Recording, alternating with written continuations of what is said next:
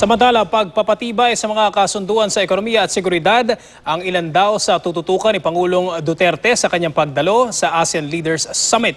Bago naman umalis patungong Laos, ilang maanghang na salita muna ang binitawan niya kontra kay US President Barack Obama. May report si Chino Gaston. Sa kanyang departure speech bago tumulak tungong Laos para sa ASEAN Summit, binasa ni Pangulong Rodrigo Duterte kung ano-anong aktibidad ang kanyang gagawin sa kanyang pinakaunang international event bilang Pangulo. Pagpapatibay sa mga kasunduan sa ekonomiya, seguridad at ang ASEAN community kasama ng mga dialogue partners gaya ng US at Russia ang ilan lang sa atupagin ng Pangulo. Pero nang matanong siya kung ano ang kanyang gagawin sakaling maungkat ni US President Barack Obama ang issue ng extrajudicial killing sa bansa, I do not respond to anybody but to the people of the Republic of the Philippines. Wala akong pakialam sa kanya. Who is he?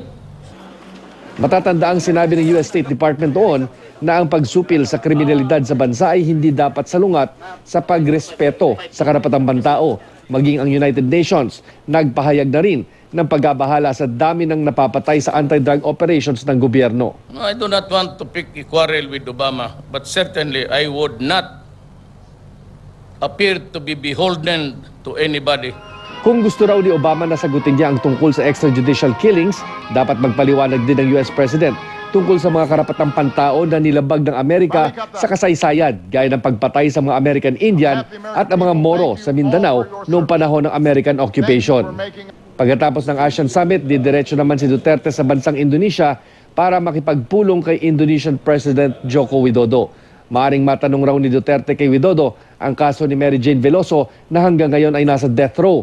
Pero ano man daw ang desisyon ng Indonesian government, kay Veloso ay gagalangin ng Pangulo. Mula Davao City, Chino Gaston, GMA News.